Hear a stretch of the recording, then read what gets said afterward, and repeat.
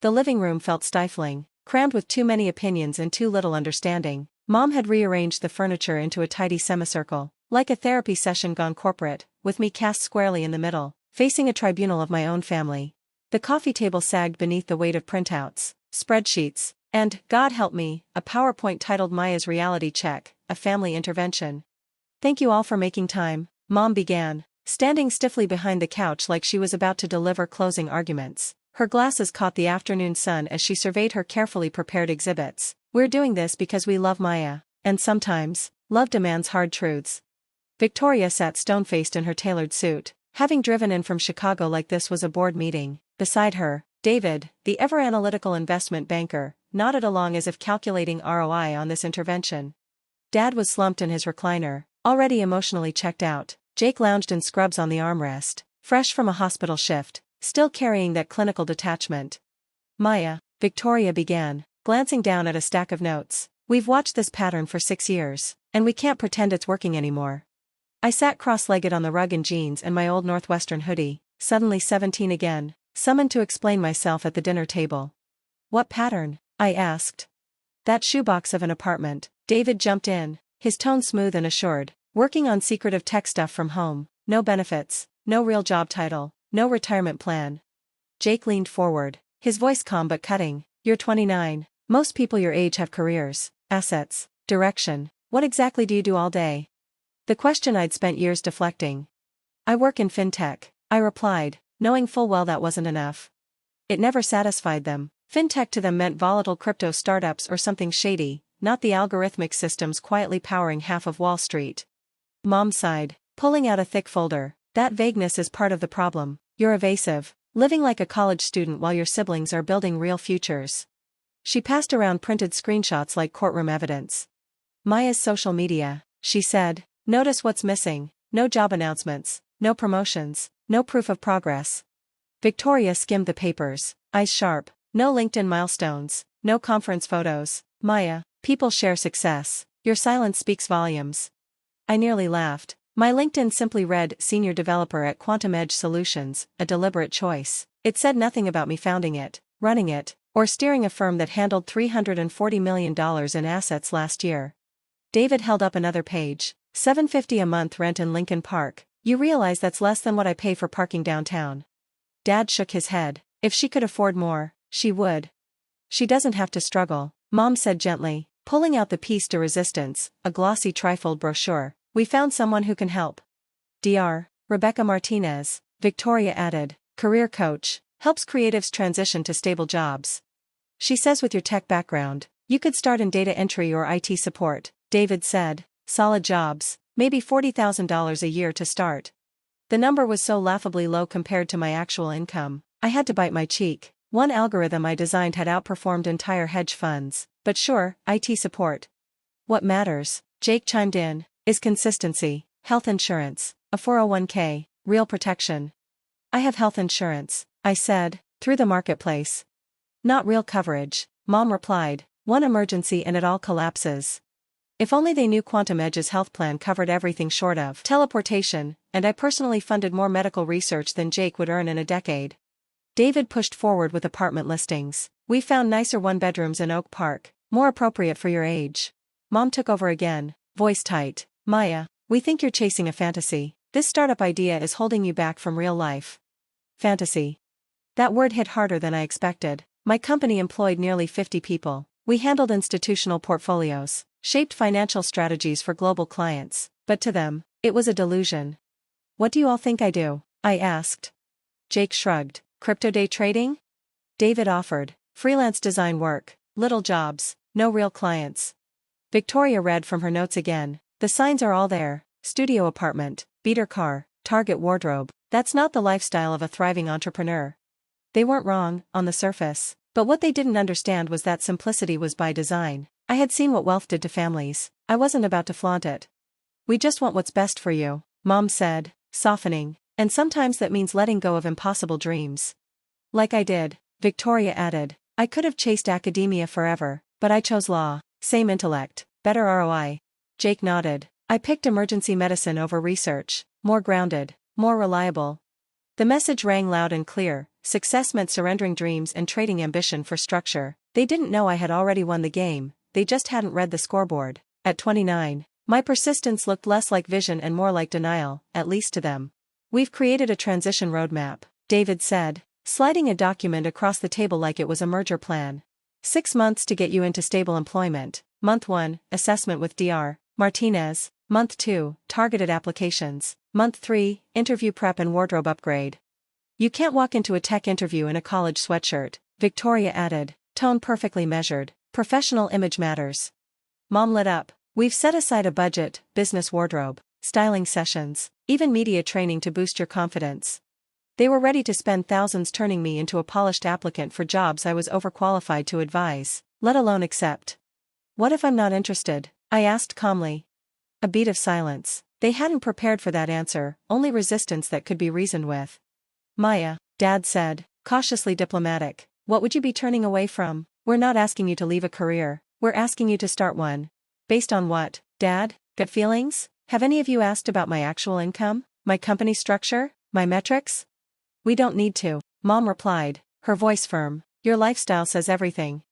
Victoria leaned forward, all legal instinct and sharp logic. If you're truly successful, why hide it? Why live beneath your means? No one wealthy chooses to live modestly. Maybe I do. Not psychologically possible, David declared, MBA confidence in full force. Wealth changes behavior. Lifestyle inflation is inevitable. The fact that your lifestyle hasn't changed proves your income hasn't either. They had me boxed in, armed with logic, wrapped in concern, but their version of success was all surface. How could I explain that flash invites scrutiny, that modesty protects strategy, that silence was my armor? We're offering support, resources, and belief in your potential, Mom said softly, but it requires letting go of illusions. That's when my phone buzzed. A quiet, distinct ringtone, classical piano, one I'd assigned exclusively to Goldman Sachs. A call at this hour on a Saturday meant only two things, urgent, or extraordinary. I need to take this, I said, reaching for the phone. Maya, we're having a family meeting, Victoria snapped. This might be bigger. Bigger than your future? Mom's voice edged toward panic. I glanced around at their worried, hopeful faces, genuinely trying to help, but entirely unaware of the reality. Let me just see. I answered, Maya Thompson speaking. Miss Thompson, this is Jonathan Pierce from Goldman Sachs Private Wealth Management. The voice was crisp, excited. Is this a good time? It's fine, go ahead. I'll be brief. Forbes is featuring you on Monday, cover story of their annual Fintech Innovators issue. The Invisible Billionaire, how Maya Thompson built a trading empire from her living room. The room froze. 5 pairs of eyes snapped to me, but I didn't flinch. There's more, Jonathan continued. The article also breaks the news. Berkshire Hathaway has acquired Quantum Edge Solutions for $2.88 billion. You retain 40% equity and remain CEO. Congratulations, Miss Thompson, you are now the youngest billionaire in Fintech. You could hear the second hand on the grandfather clock. Are you still with me? I'm here, 1 second. I placed the call on speaker and set the phone beside Mom's stack of intervention papers. Jonathan, my family's here, would you mind repeating that? Of course, he said, unaware of the tension coiling in the room. Forbes will run a cover story on Maya Thompson this Monday. It highlights how she founded Quantum Edge Solutions, which revolutionized institutional trading with AI-based algorithms. The company has just been acquired by Berkshire Hathaway for $2.88 billion. Miss Thompson retains 40% ownership and will continue as CEO. The silence was thunderous. Jonathan continued, cheerfully unaware of the emotional crater he was speaking into. The article also spotlights her anonymous philanthropic efforts, substantial donations to medical research and education, quite extraordinary for someone who's kept such a low public profile. Thank you, Jonathan. Please send the preview and final documents to my private inbox. Already done. We'll need to meet next week regarding asset diversification at your new liquidity level. Mom whispered the word like a prayer, billionaire. We'll also coordinate with security specialists, Jonathan added. High net worth privacy and safety are critical. Send me options, I said. We'll review tomorrow. Of course, congratulations again, Maya. The entire financial sector is watching in admiration. I ended the call and looked at my family, 5 stunned faces caught somewhere between awe and disorientation. So, I said, voice calm, about that career makeover. Victoria was the first to recover. You're really a billionaire? As of this morning, yes. Dad blinked slowly, How is that even possible? Because I didn't want anyone to know, especially not family. In Fintech, discretion is a competitive advantage. When you manage other people's money, stability and silence are more valuable than flash. Mom shook her head. The apartment, the Toyota, Target clothes. Our choices, not our limitations. When you pass $1 billion, possessions stop being statements. They become utilities. Jake stared like he was trying to diagnose me. Why hide it from us? I gestured around the room. Because of this. Because you were ready to treat me like a lost cause. Because every time I didn't update LinkedIn, you assumed I was failing, not building something bigger than any of you imagined. I picked up the glossy Dr. Martinez brochure. You thought I needed rescuing, but I was running a machine you couldn't see. David, ever the analyst, regrouped. So, what exactly does Quantum Edge do? We design AI-driven trading systems used by hedge funds, pension funds, and institutional clients. Our algorithms read markets faster than human analysts. We process billions in trades weekly. That's worth billions? Victoria asked, voice small. Our clients saw 47% returns last year. The SP delivered 11%. You do the math. Their faces shifted, slowly recalibrating everything they thought they knew. Warren Buffett bought your company? Mom asked. Berkshire Hathaway acquired a majority stake. I retained control. Buffett believes quantum's AI is the future of value investing. I held up my phone, showing them the Forbes preview. The headline read, "The Invisible Billionaire, How Maya Thompson Quietly Took Over Wall Street." Victoria read it aloud, barely blinking. You built all that from your apartment? That apartment is where Quantum Edge was born. It's not a lack of success, it's the origin story. Mom swallowed hard, her voice cracking. We thought we were helping. I know, I said gently. You meant well, but you tried to fix a problem that never existed. Dad leaned back, silent now, his engineering mind reprocessing every assumption. And for the first time, the room was quiet, not with judgment, but with something closer to reverence. If you're worth this much, Victoria asked softly, why live this way? Because wealth is a tool, not an identity, I replied. The apartment meets my needs. The Toyota is dependable and discreet. Shopping at Target means I spend zero mental energy on trivial choices. Jake glanced down at his phone, skimming the article again. This says you've donated over $50 million to medical research and education. Anonymously. Wealth creates responsibility, I said simply. Anything beyond what I need should solve real problems. 50 million, Mom whispered. That's more than most people earn in a lifetime. Which is exactly why I gave it away. They weren't just processing the numbers anymore, they were beginning to grasp the philosophy. The modest lifestyle they once pitted now looked less like failure and more like intentionality. David spoke next, cautiously. Why haven't we heard of Quantum Edge before? Why isn't it as famous as Google? Because our clients prefer discretion, I said. We manage $40 billion in institutional capital. The last thing they want is headlines.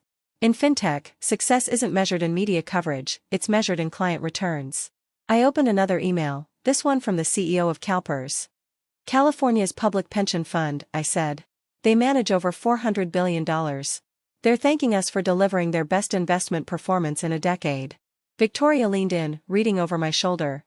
They're requesting an additional $2 billion allocation, she said aloud, almost to herself. Exactly. Our clients don't care about flashy offices or charismatic founders. They care that we beat the market, consistently. Quantum Edge did. So demand kept growing. I glanced at the career counseling brochure still sitting on the coffee table, suggesting $40,000 jobs while I negotiated billion-dollar acquisitions. It looked almost surreal. What happens now? Mom asked gently. Back to work, I said. The Berkshire deal unlocks new capabilities. We're expanding internationally, developing next-gen algorithms, and hiring, probably 50 new roles this year. Jake hesitated, then asked, could we see your office? I looked at him, scanning for curiosity rather than awe. Why? Because I want to understand. I'm sorry we made assumptions. It wasn't a total transformation. But it was a beginning. A shift. River North, I said. 47 employees. Private trading floor. Systems more advanced than most government infrastructure. If you're genuinely interested, I can arrange a tour. We are, Dad said firmly. And Maya, we owe you an apology. More than one. You don't owe me anything, I replied. You acted on what you saw. The problem wasn't your love, it was the lack of information. My phone buzzed again, head of ops. The Forbes article was already triggering a media storm, CNBC, Bloomberg, The Wall Street Journal. And Monday's official announcement would only amplify it. I should head back, I said. Monday will be chaos, prepping for what's essentially Quantum's debut in the public eye. Mom stepped closer. Maya, could we try again? Be better as a family? Actually see who you are? I looked at the 5 people who'd raised me, loved me, misjudged me. They weren't bad people. Just people who couldn't imagine a version of success that didn't wear a suit or post about it on LinkedIn. I'd like that, I said. But it means seeing success through a wider lens. Asking instead of assuming. Listening before fixing. We understand, Victoria said, though I knew it would take time for understanding to become behavior. The goodbye hugs felt different. More respectful. Less performative. Driving home in my 10-year-old Toyota, my phone wouldn't stop buzzing. Calls from investment banks, fund managers, media outlets. The Forbes cover had turned me from invisible operator to financial lightning rod. But tonight, I was still just Maya Thompson. Returning to my Lincoln Park studio apartment. To the same building where Quantum Edge had been born 6 years ago in a converted coat closet turned server room. Tomorrow, the world would call me an overnight success. A sudden fintech phenom. But I knew better. It had been 6 years of relentless clarity. Of building quietly while others misunderstood. Of turning down noise, distraction, and ego, so the real work could speak for itself. The Berkshire acquisition was just a milestone. Quantum Edge's next chapter would be global, faster, smarter. But its core remained unchanged. Precision over performance. Strategy over spectacle. Results over recognition. As I parked and cut the engine, I thought about next Saturday's dinner. Probably quieter. Hopefully more curious. Maybe, just maybe, they'd begin to understand. The daughter they tried so hard to fix had never been broken.